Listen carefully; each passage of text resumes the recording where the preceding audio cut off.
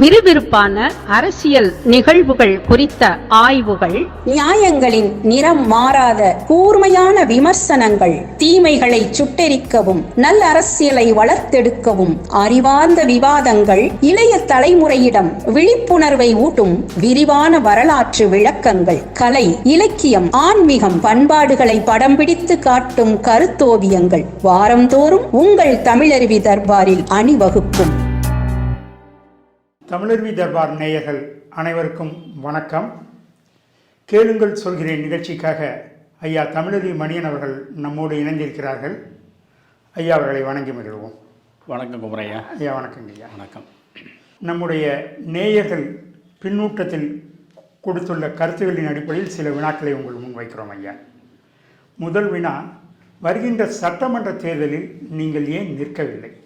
என்னுடைய மனைவியினுடைய மரணத்தோடு என்னுடைய அரசியல் வாழ்வு முடிந்துவிட்டது. என்னுடைய மனைவி இறப்பதற்கு ஒரு மாதத்திற்கு முன்பே என்னிடம் அவள் மன்றாடி வேண்டிக் கொண்டாள். உங்களை நான் திருமணம் செய்து 51 ஆண்டுகள் முடிந்துவிட்டன. உங்களுடைய கரம் பற்றுகிற பொழுதே நீங்கள் கட்சிக்காரராகத்தான் இருந்திருக்கிறீர்கள். எனவே ஒரு 60 ஆண்டு காலம் நீங்கள் இந்த அரசியல் உலகத்திலேயே இருந்திருக்கிறீர்கள். எனக்கு நேரம் ஒதுக்கவில்லை, பிள்ளைகளுக்கும் நேரம் ஒதுக்கவில்லை, இந்த குடும்பம் குறித்து நீங்கள் கவலைப்படவில்லை. ஒரு லட்சியத்தை நோக்கி உங்களுடைய பயணம் நடப்பதனால் நான் உங்களோடு சேர்ந்து பயணித்தேன். எனக்கு எந்த குறையும் உங்கள் மீதோ உங்களுடைய லட்சியத்தின் மீதோ எள்ளளவும் இல்லை. ஆனால் இந்த 60 ஆண்டு கால அரசியல் வாழ்வில் எந்த விதமான சமூக அங்கீகாரத்தை நீங்கள் அடைந்தீர்கள்? உங்களுடைய அறிவுக்கும் உங்களுடைய திறமைக்கும் உங்களுடைய நேர்மைக்கும் இந்த அரசியல் உலகத்தில் எதை நீங்கள் பரிசாக பெற்றீர்கள் என்று அவள் கேட்கிற பொழுது, எதையும் எதிர்பார்த்து ஒரு அரசியல் களத்தில் இயங்குவது என்பது காந்தியத்திற்கு பொருத்தமானதல்ல. காந்தியம் என்பது ஒரு சட்டமன்ற உறுப்பினராகவும் நாடாளுமன்ற உறுப்பினராகவும் அமைச்சராகவும் அதிகாரத்தில் அமர்ந்தபடி வாழ்க்கை சுகங்களை வளர்த்து கொள்வதற்கானது அல்ல. காந்தியம் என்பது முழுக்க முழுக்க மக்கள் நலன் சார்ந்து சேவையாற்றுவதற்காக உள்ள ஒரு அமைப்பு, ஒரு கருத்தியல். அதனால் அந்த காந்தியத்தின்படி நான் என் வாழ்க்கையை அமைத்து கொண்டேன். அந்த காந்தியத்தின்படி தன் வாழ்க்கையை அமைத்து கொண்ட காமராஜர், அவரை நான் தலைவராக நெஞ்சுக்குள் நேர்ந்து கொண்டேன். அதனால் எந்த பதவிகள் குறித்தும் நான் கவலைப்படாமல் என்னுடைய பொது வாழ்க்கையில் நான் பயணித்திருக்கிறேன் என்று அவளிடம் நான் விளக்கமாக சொன்னேன். அவள் அறிவார்ந்த பெண்மணி. அவள் சொன்னால் எல்லாம் சரி. காந்தியத்தின்படி வாழ்ந்த காமராஜரை சமூகம் அங்கீகரித்தது. காமராஜர் 9 ஆண்டு காலம் தமிழ்நாட்டின் முதலமைச்சராகவும் இருந்திருக்கிறார். அவர் அதிகாரத்தில் இருந்ததனால்தான் அவருடைய ஆட்சி காலம் பொற்காலம் என்று இன்று வரை போற்றப்படுகிறது. அவருக்கு கிடைத்த அங்கீகாரம் போல் உங்களுக்கு ஏதாவது ஒரு சிறிய அளவிலாவது அங்கீகாரம் கிடைத்திருக்கிறதா?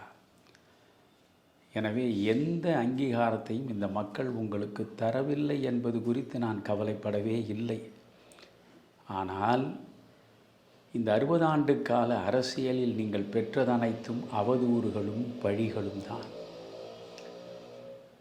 உங்கள் மீது கடுமையான வன்மம் கொண்டு ஒரு கட்சியை சார்ந்தவர்கள் உங்கள் மீது அவதூறுகளை பரப்புகிறார்கள், உங்களை பழிதூற்றுகிறார்கள், கடும் சொற்களால் விமர்சிக்கிறார்கள்.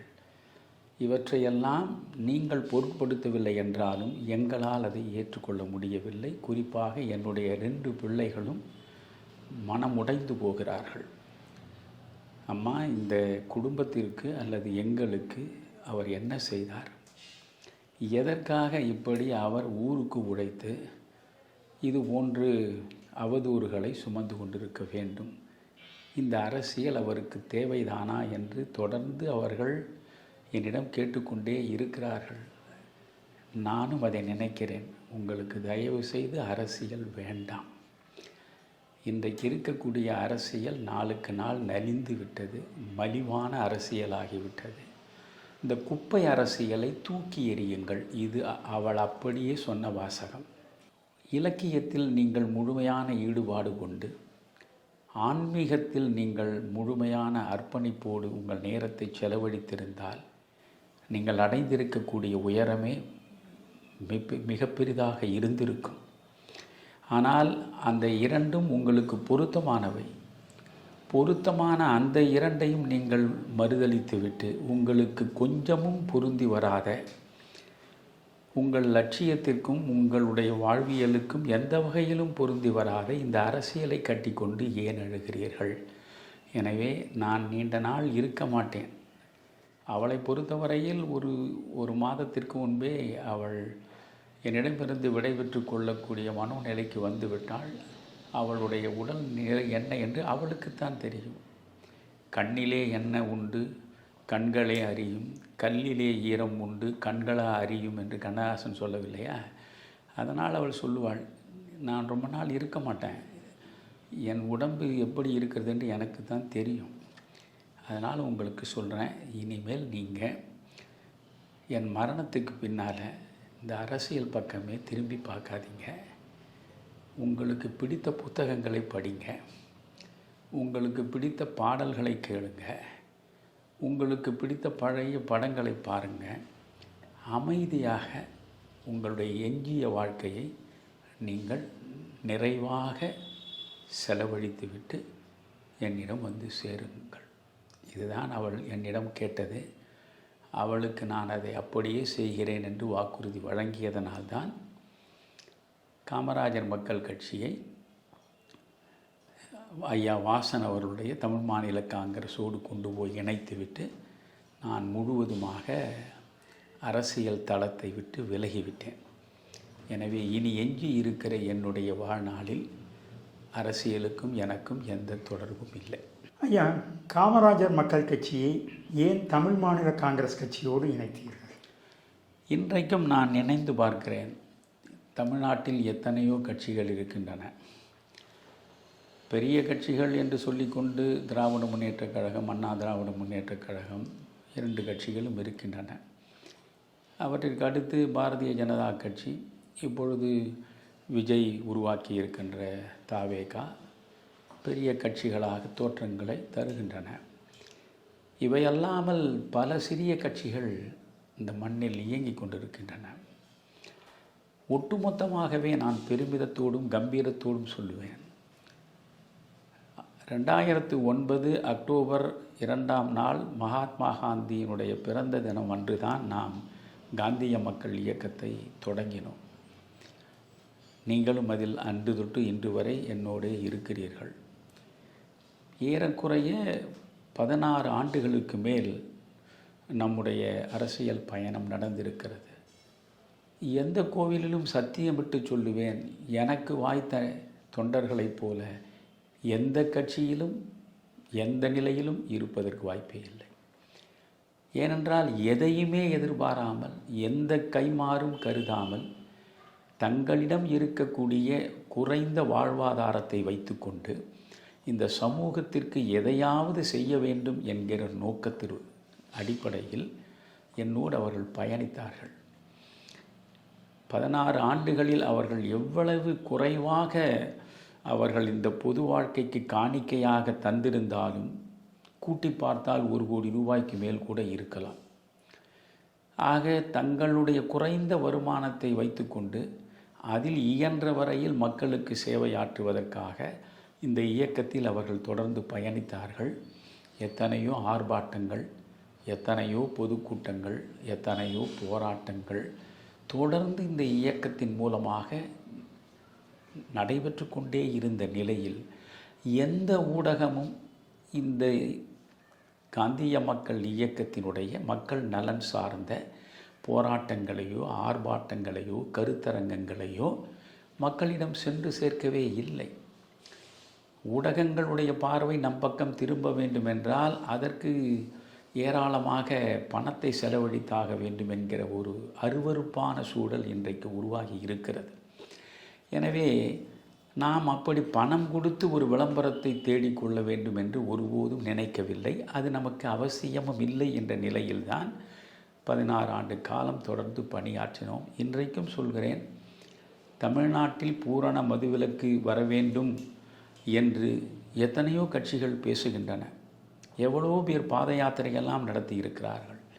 ஆனால் அந்த கட்சிகளில் உள்ளவர்கள் அத்துணை பேருமே மதுவை அருந்தாதவர்களா என்றால் நிச்சயமாக அவர்களால் உறுதிபட சொல்ல முடியாது. ஆனால் என்னால் இமயத்தின் உச்சியில் ஏறி என்று கூட சொல்ல முடியும்.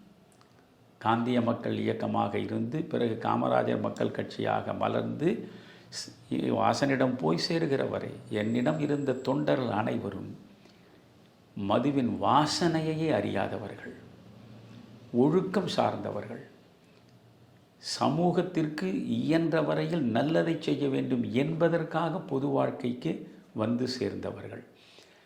இந்த மதுவிலக்கு வர வேண்டும் என்பதற்காக தமிழகத்தில் எத்தனை போராட்டங்களை நாம் நடத்தி இருக்கிறோம். என் மனம் ரணப்பட்ட நிலையில் சொல்கிறேன்.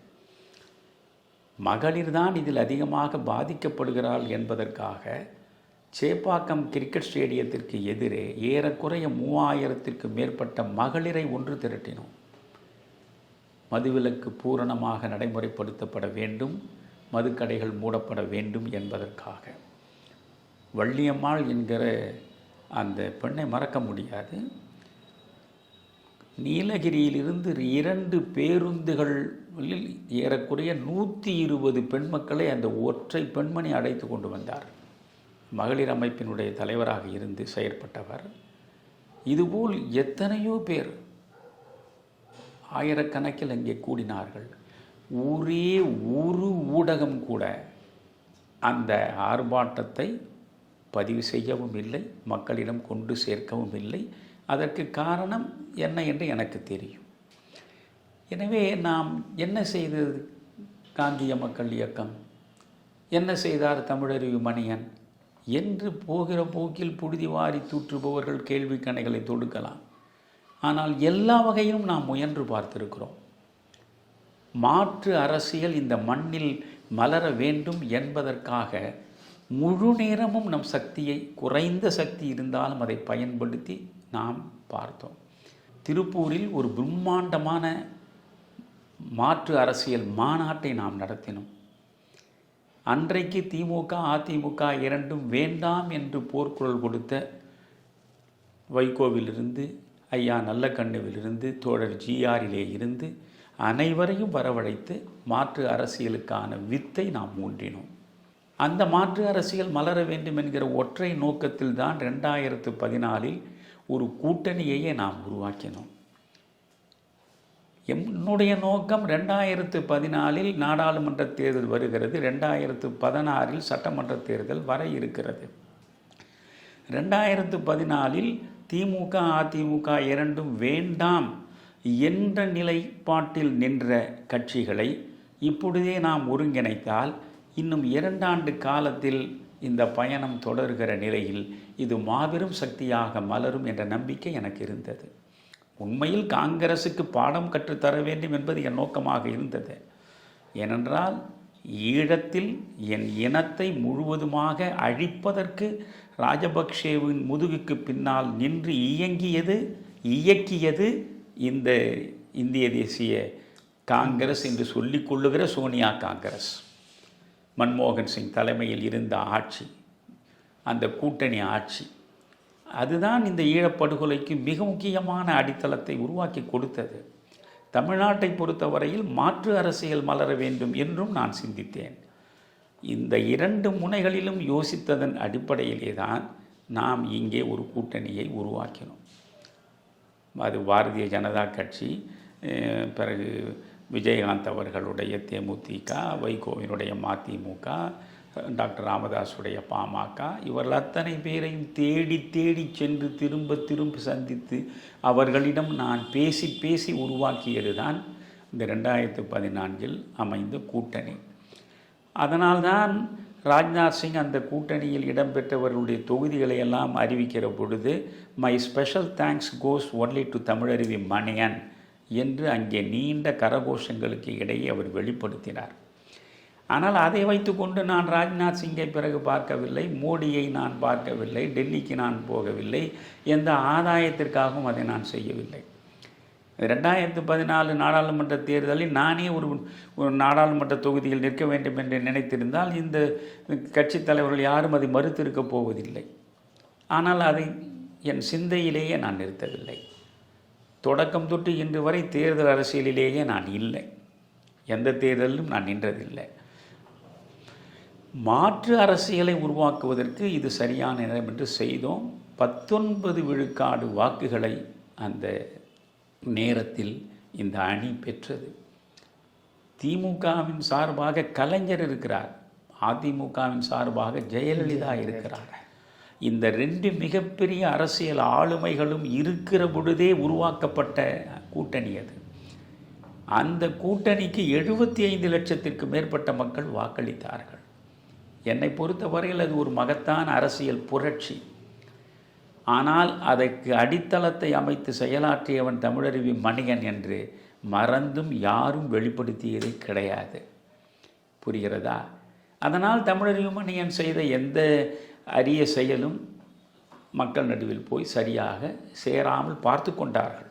அதைத்தான் என்னால் சொல்ல முடியும். எனவே நாம் மாற்று அரசியலுக்கு திருப்பூரில் மாநாடு நடத்தி பார்த்தோம். தமிழ்நாடு முழுவதும் மதுவிலக்கு போராட்டங்களை நடத்தினோம்.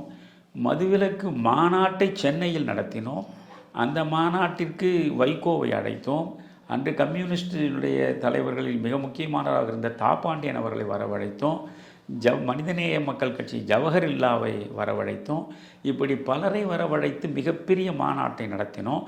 அந்த மாநாட்டில் இந்த மதுவிலக்கை நீங்கள் நடைமுறைப்படுத்தினால் உங்களுக்கு ஒரு 25,000 கோடி ரூபாய், அப்பொழுது நான் சொல்வது உங்களுக்கு ஏறக்குறைய ஒரு 20 ஆண்டுகள் ஆகிவிட்டது. இவையெல்லாம் 2014 இடையில் 12 ஆண்டுகள் வைத்துக்கொள்ளுங்கள். ஒரு 10-12 ஆண்டுகளுக்கு முன்பு 35,000 கோடி ரூபாய் அன்றைக்கு அரசுக்கு டாஸ்மாக் மூலமாக வந்த வருவாய். இந்த 35,000 கோடியை நீங்கள் இழக்கிறீர்களா?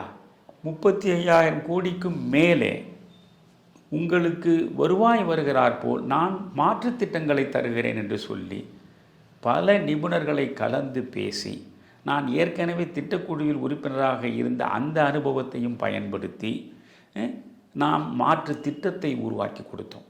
35,000 கோடி நீங்கள் இழக்கிறீர்கள் என்று சொல்கிறீர்கள், நான் 40,000 கோடி ரூபாய் உங்களுக்கு வருவதற்கு வழிகாட்டுகிறேன் என்று சொல்லி அந்த மாநாட்டை நடத்தினோம். அந்த அறிக்கையையும் நாம் சமர்ப்பித்தோம். இப்படி நாம் ஏராளமாக செய்தோம். எவ்வளவு செய்து பார்த்தும் நீங்கள் காமராஜரையே புறக்கணித்த மண் அல்லவா? காமராஜருடைய தொண்டன் தமிழருவி மணியனை இவர்கள் எங்கே ஏற்கப் போகிறார்? ஆக உண்மை, நேர்மை, ஒழுக்கம் இவற்றுக்கெல்லாம் இன்றைய அரசியல் சூழலில் எள்மூக்கின் முனை அளவு கூட மதிப்பு இல்லை. என்னை நம்பி ஒரு 16 ஆண்டுகள் தொடர்ந்து பயணித்த இவர்கள் அத்துணை பேரும் தொழுகைக்கு உரியவர்கள்.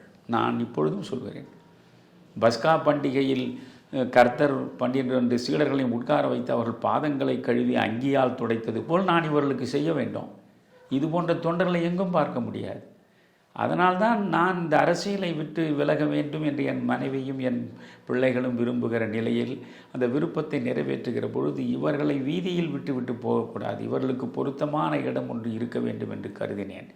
வலிமையான கட்சியா, வளர்ந்துவிட்ட கட்சியா, ஆட்சியை பிடிக்கக்கூடிய கட்சியா, அல்லது ஆட்சியில் இருக்கக்கூடிய கட்சியா என்ற அளவீடு எனக்கு இல்லை. நேர்மையாளர்கள், நல்லவர்கள், ஒழுக்கம் சார்ந்தவர்கள் 16 ஆண்டு காலம் என்னோடு பயணித்திருக்கிறார்கள். அவர்களுக்கு ஏற்றாற்போல் இருப்பது சிறிய அளவிலேயே ஒரு கட்சியாக இருந்தாலும் பரவாயில்லை. வாசனுக்கும் எனக்கும் நெஞ்சத்தளவில் நீண்ட காலம் தொடர்பு உண்டு. எனவே ஒரு 10 ஆண்டு காலம் மத்திய அரசில் அமைச்சராக இருந்து, அதுவும் கப்பல் துறைக்கு அவர் அமைச்சராகவும் இருந்து 10 காசை கூட ஊழல் செய்யாமல் தன்னுடைய நேர்மையை வெளிப்படுத்திய மனிதர். மூப்பனாரோடு எனக்கு மிக நெருக்கமான உறவு இருந்தது. அவர் எவ்வளவு அற்புதமான மனிதர் என்பதை நான் முற்றிலும் அறிவேன். அந்த மூப்பனாருடைய திருமகனாக வந்த வாசன் தந்தைக்கு ஏற்ற தனையன் என்பதை அரசியலில் நிரூபித்தார். அவர் வளர வேண்டிய அளவுக்கு வளரவில்லை. அவர் ஒரு மாபெரும் சக்தியாக இன்னும் வளர்ந்து விடவில்லை. காரணம், தமிழ்நாட்டை பொறுத்தவரையில் நல்லவனுக்கு இடமில்லை. இருந்தாலும் அவரோடு நீங்கள் போய் சேர்ந்து பயணிப்பது உங்களுக்கு பொருத்தமாக இருக்கும் என்று சொல்லி இந்த தமிழ்நாடு காந்திய மக்கள் இயக்கமாக வாழ்க்கையை செலவழித்தவர்கள். பிறகு காமராஜர் மக்கள் கட்சி என்று பெயர் மாற்றி பார்த்தாலாவது காமராஜரை மையமாக வைத்து நடத்தக்கூடிய அரசியல் என்கிற நிலையில் நம்மை நோக்கி பல்லாயிரக்கணக்கான மக்கள் வருவார்கள் என்ற ஒரு பொய்யான நம்பிக்கையில் நாம் சில காலம் உழன்று அந்த நம்பிக்கையும் பொய்த்து போன நிலையில் இவர்கள் அனைவரையும் கொண்டு போய் அங்கே சேர்த்துவிட்டு நான் மட்டும் தனிமையாக விலகிவிட்டேன். அதனால் எனக்கு இப்பொழுது எந்த அரசியலும் இனி இல்லை. ஒரு கட்சியை தூற்றுவதோ, ஒரு கட்சியை போற்றுவதோ, ஒரு கட்சியின் தவறுகளை விமர்சிப்பதோ எல்லாம் காலத்தின் கையில் விட்டுவிட்டேன். காலம் அதன் போக்கில் யார் யாருக்கு எந்த இடத்தை தர வேண்டுமோ அது தரும். இதில் நாம் போய் ஒவ்வொருவரை பற்றியும் கடுமையாக விமர்சனம் செய்து அவர்கள் பகையை தேடி கொண்டதை தவிர வேறு எதையும் நாம் பார்க்கவில்லை. எந்த பலனையும் அனுபவிக்க வேண்டும் என்பதற்காக நான் அரசியலுக்கு வரவே இல்லை. 1000 கோயில்களில் நான் சத்தியம் செய்வேன். ஒற்றை ரூபாயை சம்பாதிக்க வேண்டும் என்கிற நோக்கத்தோடு கூட நான் வரவில்லை. இறைவன் எனக்கு கொடுத்து இருக்கக்கூடிய ஆற்றலை, என்னுடைய பேச்சு, எழுத்து, என் உழைப்பு அனைத்தையுமே இந்த மக்கள் நலன் சார்ந்து ஒரு மாற்று அரசியலை வளர்த்தெடுக்க வேண்டும் என்பதற்காக நான் நடத்திய வேள்வி அது. அந்த வேள்வியில் நான் தோற்று போனேன். அதில் பலரை நான் நம்பினேன். அப்படி நான் நம்பிய பலர் என் முதுகில் குத்திவிட்டார்கள். அப்படி அவர்கள் முதுகில் குத்திவிட்டு அவர்கள் நன்றாக இருக்கிறார்கள். அவர்கள் எதையும் இழக்கவில்லை. ஆனால் இன்று வரையில் அவதூறுகளையும் பழிகளையும் சுமந்து கொண்டு நான் இருந்தேன். எதற்கு? எனவே மனதளவில் ஒரு அமைதியை தேடுகிற சூழலில் என் மனைவியை இழந்த பிறகு வேண்டாம் இந்த அரசியல், இனி மூச்சு உள்ளவரை என் தமிழோடு நான் இருப்பேன். எனக்கு எப்பொழுதுமே கடவுள் மீது ஆழ்ந்த நம்பிக்கை உண்டு. எல்லா மதங்களில் உள்ள கருத்துக்களையும் நேசிக்கக்கூடிய நெஞ்சம் உடையவன் நான். அதனால் ஒரு ஆன்மீகவாதியாக என் பயணத்தை நான் தொடர்ந்து நடத்துவேன். அவ்வளவுதான். ஐயா, தந்தை பெரியாரை பற்றி உங்கள் கருத்து என்ன ஐயா? பெரியாரை பற்றி நான் பேசிய உரை 90 நிமிடங்களுக்கு மேல் இருக்கும். அந்த உரை யூடியூபிலேயே இருக்கிறது. 1925 காங்கிரஸை விட்டு அவர் வெளியேறுகிற வரையில் 1919 அவர் காங்கிரஸுக்குள் காலெடுத்து வைத்து இடைப்பட்ட 6 ஆண்டுகளில் அவர் எப்படி தமிழ்நாட்டில் காங்கிரஸ் பேரியக்கத்தை வளர்ப்பதற்கு என்னென்ன வழிவகைகளை முயன்று பார்த்தார் என்பதையெல்லாம் மிக விரிவாகவும் விளக்கமாகவும் நான் பேசியிருக்கிறேன். பெரியாரை பொறுத்தவரையில் எனக்கு 2 பார்வை உண்டு. பெரியார் ஒரு சமூக சீர்திருத்தவாதி என்பதில் எனக்கு எப்பொழுதும் மாற்று கருத்து இல்லை. தன்னலமற்ற ஒரு அரசியல் தலைவர் என்பதில் எனக்கு எந்த மாற்று கருத்தும் இல்லை. அரசியலை வைத்து பிழைக்க வேண்டும் என்பதற்காக அவர் வரவில்லை. அவர் தேர்தல் அரசியலுக்குள்ளேயே காலெடுத்து வைக்கவில்லை. எல்லா வகையிலும் உயர்ந்த மனிதர்தான். ஆனால் அவருடைய கடவுள் மறுப்பு என்கிற கொள்கையை என்னால் ஒருபோதும் ஏற்றுக்கொள்ள முடியாது. அதே போன்று ஒரு குறிப்பிட்ட சமூகத்தை எதிர்த்து கலகக்குரல் எழுப்புவதையே தன்னுடைய வாழ்கால பணியாக அவர் ஏற்றுக்கொண்டதையும் என்னால் ஏற்றுக்கொள்ள முடியாது. ஒரு காலகட்டத்தில் பிராமணர்களுடைய ஆதிக்கம் கூடுதலாக இருந்தது உண்மை. எல்லா அலுவலகங்களிலும் பிராமணர்கள் இருந்தார்கள். நீதிமன்றங்களில் நீதியரசர்களாக பிராமணர்கள் இருந்தார்கள். வழக்கறிஞர்களாக பிராமணர்கள் இருந்தார்கள். அதிகாரிகளாக பிராமணர்கள் இருந்தார்கள். அந்த அளவுக்கு பிராமணர் அல்லாதார் இல்லை என்று ஒரு கட்டத்தில் நீதி கட்சி காலம் தொட்டு போராட்டம் நடத்தியது என்பது அந்த கால தேவை. அது அந்த காலத்தின் தேவை முடிந்து விட்டது. ஆனால் குறிப்பிட்ட ஒரு சமூகத்திற்கு எதிராகவே தொடர்ந்து தாக்குதலை நடத்துவது அவ்வளவு சரியான முறையாக எனக்கு படவில்லை. இப்போ யூதர்களை அழிப்பது ஒன்றுதான் தன்னுடைய வேலை என்று கருதிய ஹிட்லருடைய கொள்கையை உங்களால் ஏற்றுக்கொள்ள முடியுமா? அதுபோல் பிராமணர்களை ஒழித்து கட்டுவது ஒன்றுதான் எங்களுடைய வேலை என்பது போன்று இன்று வரையில் இந்த திராவிடர் கழகம் இயங்குகிறது. ஆசிரியர் வீரமணி தலைமையில் அவருடைய நோக்கம் என்ன? இப்பொழுதும் அவர்கள் பிராமண எதிர்ப்பு என்ற ஒன்றைத்தான் பேசிக்கொண்டிருப்பார்கள். புரிகிறதா? எனக்கு எத்தனையோ பிராமணர்களோடு நான் பழகி இருக்கிறேன். அவ்வளவு அற்புதமானவர்கள். நான் என்ன கேட்கிறேன், எங்காவது இப்பொழுது தமிழ்நாட்டில் சாதி கலவரங்கள் அங்கும் இங்கும் நடக்கின்றனவே, எந்த இடத்திலாவது சாதி கலவரத்தில் ஒரு பிராமணன் ஈடுபட்டான் என்று செய்தி உண்டா? ஒரு பிராமண சமூகத்துக்கும் பிராமணர் அல்லாதாருக்கும் இடையே சாதி கலவரம் நிகழ்ந்தது என்று செய்தி உண்டா? கேட்டால் இவர்கள் சொல்லுவார்கள், அவர்கள் நேரடியாக களத்திற்கு வரமாட்டார்கள், பின்னாலே இருந்து அவர்கள் எல்லா சூழ்ச்சிகளையும் செய்வார்கள் என்று பேசுவார்கள். ஆனால் இவற்றையெல்லாம் என்னால் ஏற்க முடியாது. காந்தியம் என்பது எதையுமே பிரித்து பார்ப்பதல், இயன்ற வரையில் எல்லாரையும் இணைத்து பார்க்க வேண்டும் என்பது தான். எனவே இந்த பிராமண எதிர்ப்பு என்பதை அவர் மிக பெரிதாக தூக்கி பிடித்தார். அந்த நேரத்தில் அது கொஞ்சம் தேவைப்பட்டதாகவும் இருந்தது, காலத்தின் தேவையாகவும் இருந்தது. ஆனால் இப்பொழுது எல்லா நிலைகளிலும் பிராமணர்களே இருக்கிறார் என்று சொல்ல முடியாது. நான் கேட்கிறேன், இப்பொழுது பிராமணர்கள் தான் கல்வியை தங்கள் வசப்படுத்தி கொண்டார்கள், பிராமணர் அல்லாதார்கள் எல்லாம் படிப்பதற்கு வாய்ப்பையே மறுத்தார்கள் என்று சொல்கிறீர்கள். சரி, வேதகாலம் தொட்டு வெள்ளைக்காரர்கள் வருகிற வரையில் அல்லது இதற்கு முன்பே முஸ்லீம் ஆதிக்கம் வந்துவிட்டது. முஸ்லீம் ஆதிக்கம் வந்து 1000 ஆண்டுகளுக்கு மேல் ஆகிவிட்டது. அப்புறம் முஸ்லீம்கள் வந்து டெல்லி சுல்தான்கள் இருந்தார்கள், பிறகு முஸ்லீம்கள் முகலாய பேரரசுகள் இருந்தன, பிறகு பல்வேறு அமைப்புகள் விஜயநகர பேரரசு இருந்தது, நாயக்கர்கள் அது இதுன்னு மாறி மாறி வந்தது. அதற்கு பிறகு வெள்ளையர்கள் ஆண்டார்கள் எல்லாம். இவர்கள் அத்தனை பேருமே பிராமணர்கள் மட்டும்தான் படிக்க வேண்டும், மற்ற யாரும் படிக்கக்கூடாது என்று தடுத்தார்களா? அவன் படித்தான், நீ படிக்கவில்லை. புரியுறதா? நீ வெள்ளைக்காரர்கள் காலத்தில் வந்து எந்த பள்ளிக்கூடத்திலும் பிராமணர்களுக்கு மட்டும்தான் அட்மிஷன், பிராமணர் அல்லாதவர்களுக்கு நோ அட்மிஷன் என்று ஏதாவது போர்டு மாட்டினானா? இவையெல்லாம் பொருந்தாதவை. காரணம் என்ன என்றால், இது இந்த சமூகத்தினுடைய குற்றம் இல்லை. தமிழ் சமூகம் என்பது விவசாயம் சார்ந்த சமூகம். இவர்கள் தங்கள் நிலத்தை நெஞ்சுக்குள் வைத்து நேசித்தவர்கள், விவசாயத்தை உயர் தொழிலாக போற்றியவர்கள். உழன்றும் உழவே தலை என்பது தானே. சுழன்றும் ஏற்பின்னது உலகம், உழன்றும் உழவே தலை என்பதுதானே வள்ளுவர் சொன்னது. எனவே உழவு தொழில் என்பதுதான் உயர்ந்த தொழில், உலகத்திற்கே சோறு போடக்கூடிய தொழில். அதை நாம் செய்கிறோம். அதை செய்கிற பொழுது நாம் யாருக்கும் அடிமையாக இருக்க வேண்டியதில்லை.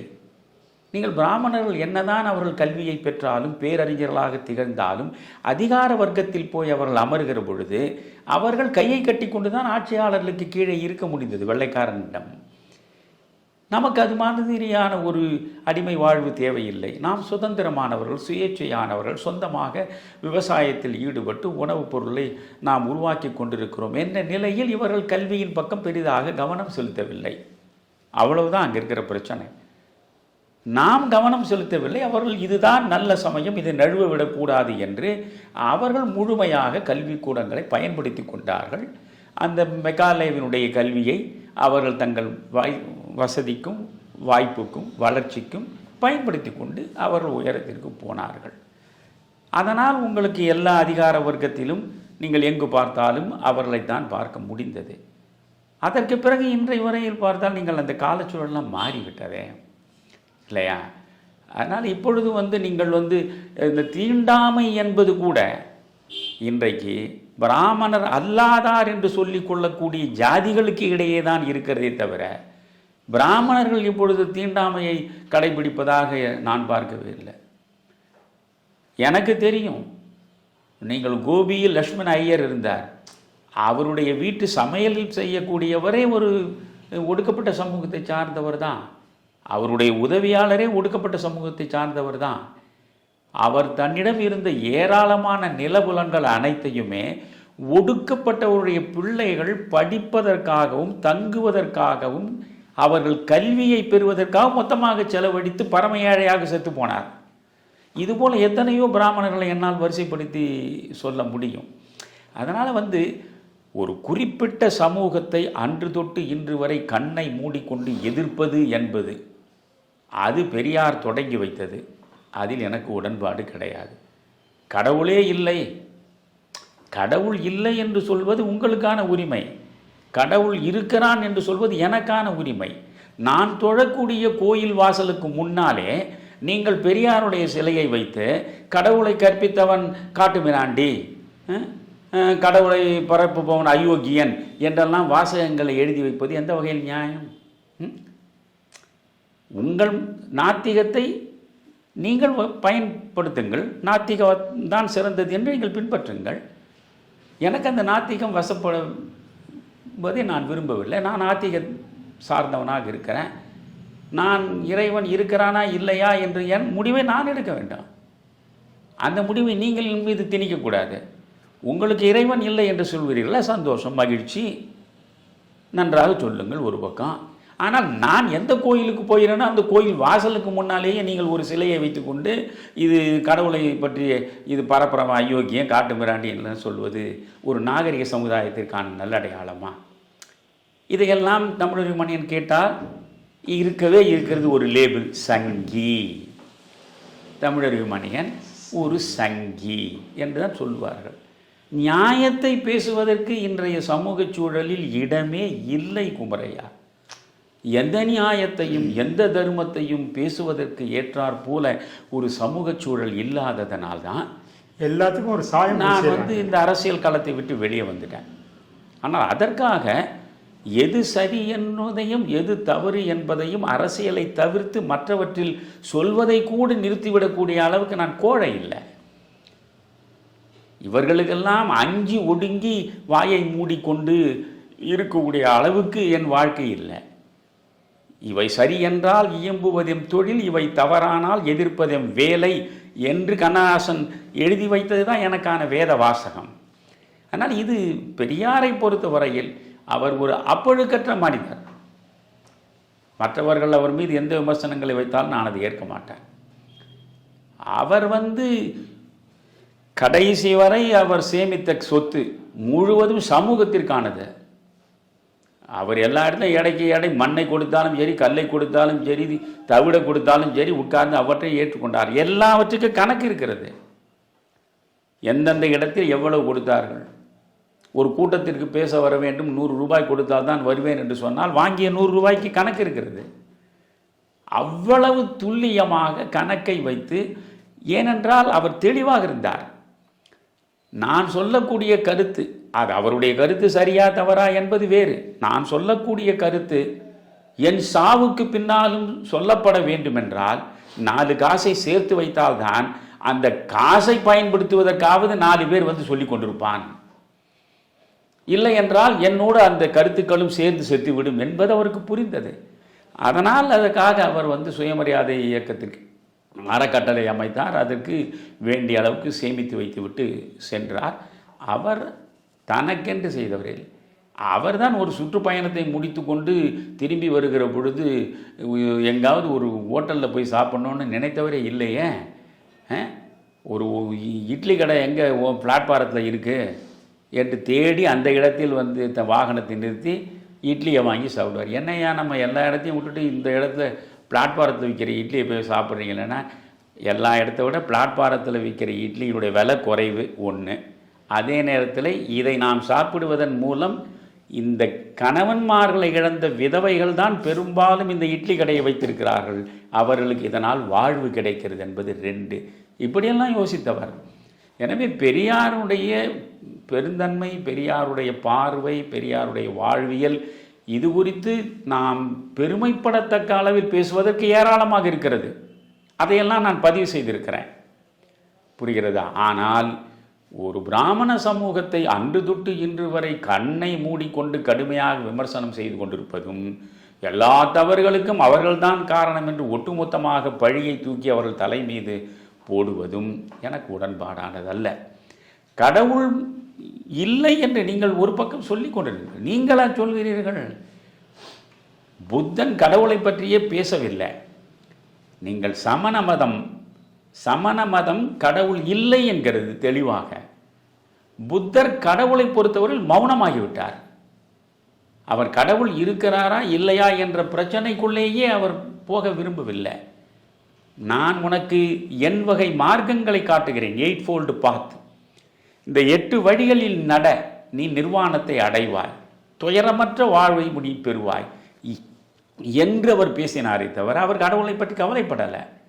கடவுள் இல்லை என்று கடுமையாக மறுதளித்தது சமணம், கடவுளை பற்றி மௌனம் சாதித்தது பௌத்தம். ஆனால் இவற்றுக்கு முன்பே சார்வாகம் என்கிற தத்துவ தரிசனம் இந்த மண்ணில் முன்பே வந்துவிட்டது. சார்வாகம் என்பதை என்னை கண்ணால் கண்டதை மட்டும்தான் நம்புவேன், காணாததை நம்ப மாட்டேன். இப்பொழுது நீங்கள் 5 பூதங்களால் ஆனது இந்த பிரபஞ்சம்னு சொல்கிறோம். நிலம், நீர், காற்று, நெருப்பு, ஆகாயம்.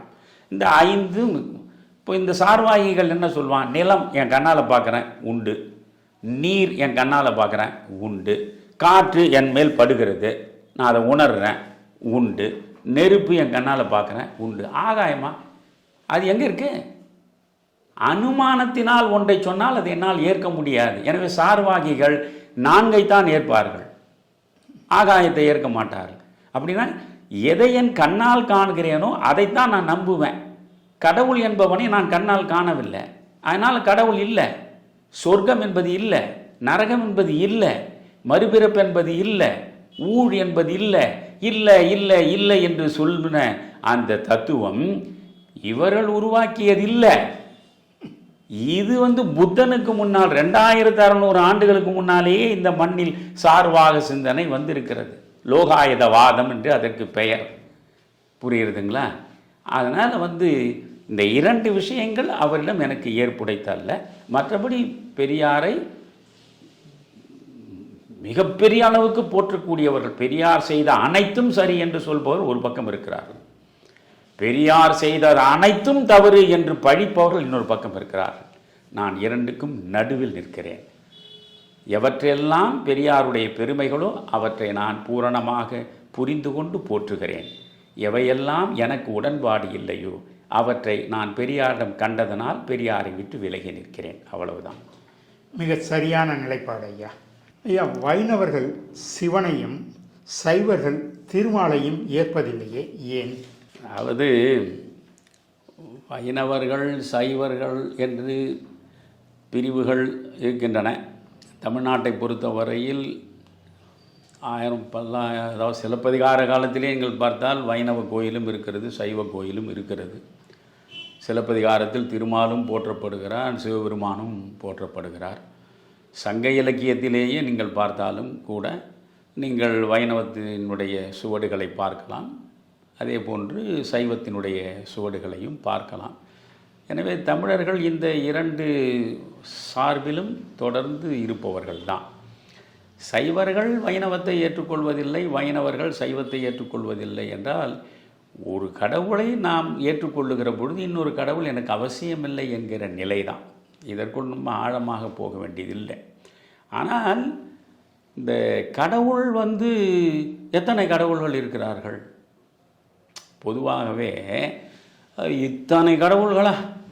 உலகத்தில் எந்த மதத்தை எடுத்துக்கொண்டாலும் இப்பொழுது நீங்கள் யூத மதம் எடுத்தால் ஒரு கடவுளை தான் பார்க்கலாம், நீங்கள் கிறிஸ்துவ மதத்தை எடுத்தாலும் ஒரு கடவுளை தான் சொல்கிறது. ட்ரினிட்டி என்றது சொன்னாலும் கூட கடவுள் தேவன் பரிசுத்த ஆவி என்று சொன்னாலும் அது தேவன் ஒருவர் தான். ஏன்னா கர்த்தரே கடவுளின் மைந்தன், தேவனின் மைந்தன்னு தான் சொல்கிறார். அங்கே ஒருத்தர் தான். இஸ்லாமை பொறுத்தவரையிலும் அல்லாஹ் ஒருவர் தான். இப்படி பரவலாக எல்லா மதங்களும் ஒரு கடவுளை தான் கொண்டிருக்கின்றன.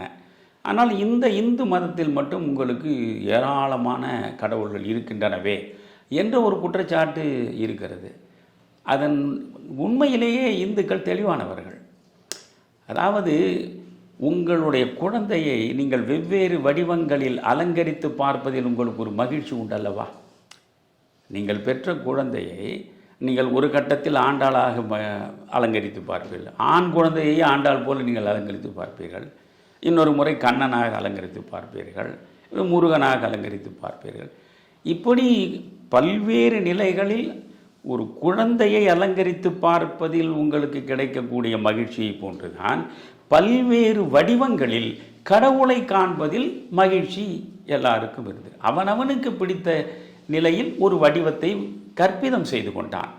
ஆனால் கடவுள் ஒருவர்தான் என்பதில் எந்த ஞானிக்கும் மாற்று கருத்தே கிடையாது. நீங்கள் பாரதியை எடுத்துக்கொண்ட பாரதி பாடாத கடவுள் இல்லைங்க, யாராவது ஒன்று உண்டா? அவன் முருகனை பாடுறான், கண்ணனை பாடுறான், காளியை பாடுறான். அவன் பாடாத கடவுளே இல்லை. கர்த்தரை பாடுறான், அல்லாவை பாடுறான், எல்லா கடவுளையும் பாடுறான். ஆனால் பிறகு அவன் என்ன சொல்கிறான்? ஒன்று பரம்பொருள், நாம் அதன் மக்கள்ன்றான். பரம்பொருள் ஒன்று தான், அதில் அவனுக்கு தெளிவு இருக்கு.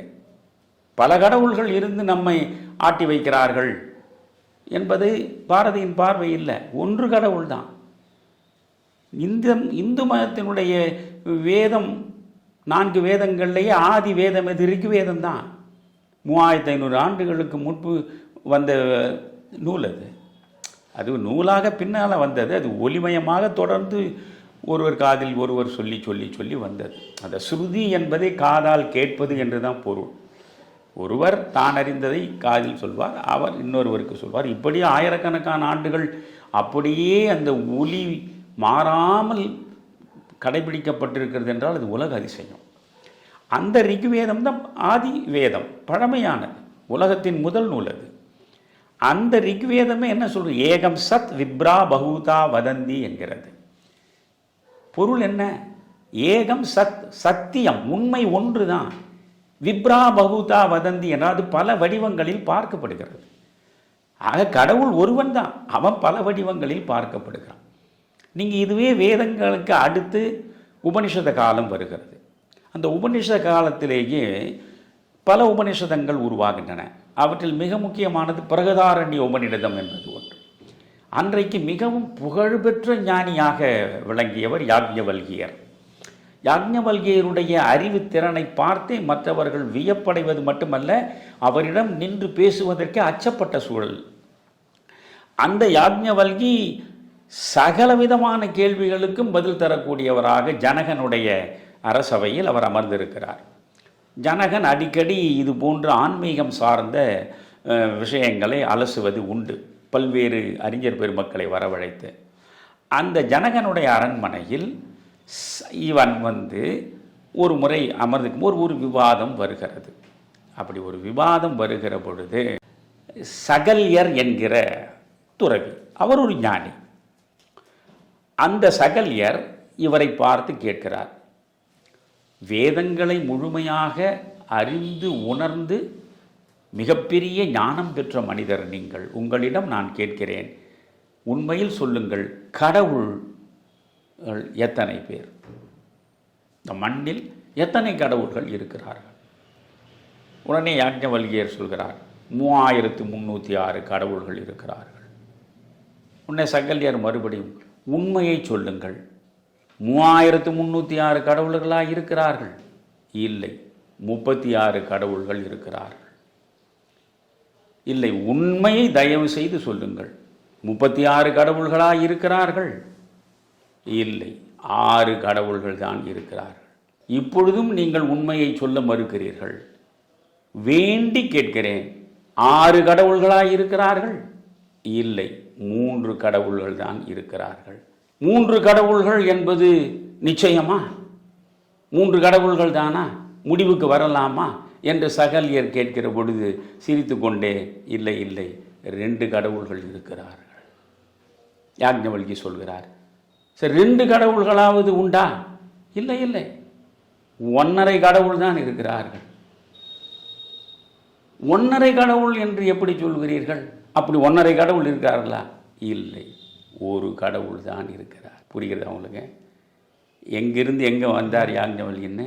3306 தொடங்கினவர், கடைசியில் 1 கடவுள். ஆக நீ 3306 வடிவங்களில் வணங்கினாலும் சரி, 36 வடிவங்களில் வணங்கினாலும் சரி, நீ 6 வடிவங்களில் வணங்கினாலும் சரி, 3 வடிவங்களில் வணங்கினாலும் சரி, 2 வடிவங்களில் வணங்கினாலும் சரி, 1.5 வடிவத்தில் நீ வணங்கினாலும் சரி, ஆனால் உண்மையில் கடவுள் என்பவன் ஒருவன் தான், அதுதான் பிரம்மம் என்று யாக்ஞவல்கி பேசுவதை நாம் பார்க்குறோம். இப்போ நீங்கள் சிவனை ஏற்றுக்கொண்டவர்கள் வைணவத்தை ஏற்பதில்லை, வைணவர்கள் சிவனை ஏற்பதில்லைன்னு சொல்கிறீங்க. 12 ஆழ்வார்கள், இந்த 12 ஆழ்வார்களில் முதல் 3 ஆழ்வார்கள், பேயாழ்வார், பொய்கை ஆழ்வார், பூதத்தாழ்வார், இந்த 3 பேர் தான் முதல் 3 ஆழ்வார்கள். அதில் நீங்கள் பார்த்தீங்கன்னா பேயாழ்வார், பொய்கை ஆழ்வார் 2 பேருமே சிவனையும் திருமாலையும் ஒன்றாகவே பாவிக்கிறார்கள். அதில் பேயாழ்வார் சொல்கின்ற பாடலையே உங்களுக்கு நான் சொல்கிறேன். தாழ் சடையும் நீள் முடியும் ஒன் மழுவும் சக்கரமும் சூழ் அறவும் பொன் நானும் தோன்றுமால்.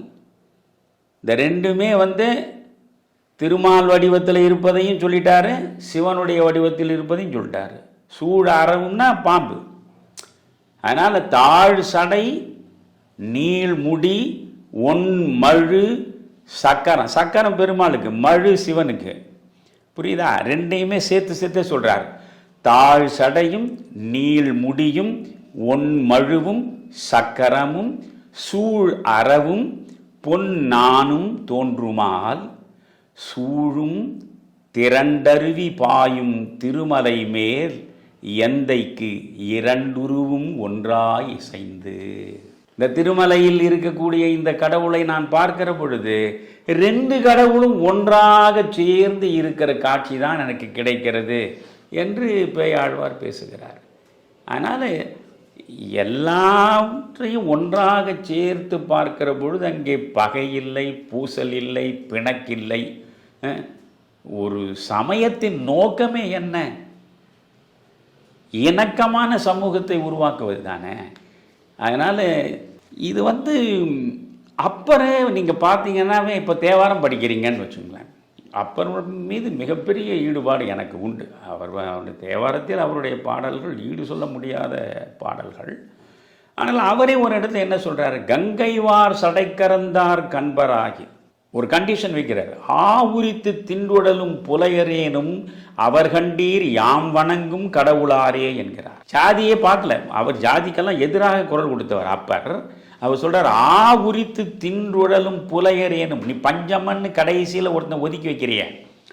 எதனால் அவனை பஞ்சமன்னு? அவன் ஆவுனா பசு, அதை தோலை உரித்து அதை தின்று உடலக்கூடியவனாக இருந்தாலும் சரி, அவன் என்னை பொறுத்தவரையிலும் கடவுள். ஆவுரித்து தின்று உடலும் புலையரேனும் அவர் கண்டீர் யாம் வணங்கும் கடவுளாரே. அத்தோடு அவர் நின்றுந்தா சரி. எல்லாவற்றிலும் கடவுளை கண்டவர் அவர், எல்லாருள்ளும் கடவுளை கண்டவர் அவர் என்று நம்ம சொல்லலாம். ஆனால் அவர் அங்கே ஒரு நிபந்தனை விதிக்கிறாரு. என்ன? கங்கைவார் சடைக்கரந்தார் கண்பராகில். கங்கையை சடையிலே மறைத்து வைத்திருக்கிறானே. கரந்தல், கரந்தல் என்றால் மறைத்தல். கங்கைவார் சடைக்கரந்தார்க்கு அன்பராகில். சிவனுக்கு அன்பனானி. நீ ஆவுரித்து தின்றொடலும் புலையனாக இருந்தாலும் நீ எனக்கு கடவுள் என்று பேசுகிற நிலையில் அவர் அந்த சைவத்தின் பற்றைத்தான் வெளிப்படுத்துகிறார்.